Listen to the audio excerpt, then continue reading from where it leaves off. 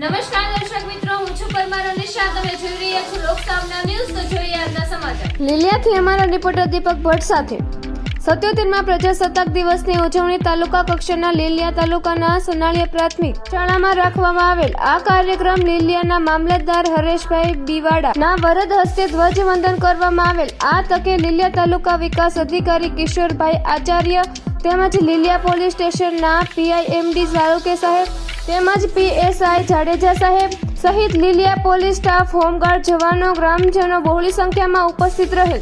રાષ્ટ્રીય ગીત સાથે આ કાર્યક્રમની ઉજવણી કરવામાં આવેલ. ત્યારબાદ શાળાની બાળાઓ દ્વારા સાંસ્કૃતિક કાર્યક્રમો રજૂ કરવામાં આવેલ. કાર્યક્રમના અંતમાં અમરેલી રેન્જ સામાજિક વનીકરણ અધિકારી આરએફઓ શ્રી જ્યોતિ મેડમના નેતૃત્વ નીચે વન સ્ટાફ દ્વારા સુંદર વૃક્ષ રોપણનું પણ આયોજન કરવામાં આવેલ. આ કાર્યક્રમમાં લીલિયા મામલતદાર સ્ટાફ, શાળા શિક્ષકો તેમજ રાજકીય આગેવાનો તેમજ ગ્રામજનો બહોળી સંખ્યામાં ઉપસ્થિત રહેલ.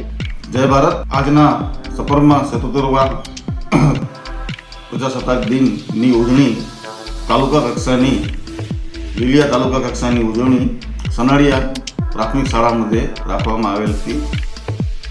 આજના આ દિવસે હું લીલિયા તાલુકાના સૌ પ્રજાજનોને અહીંથી ખૂબ ખૂબ શુભેચ્છાઓ પાઠવું છું.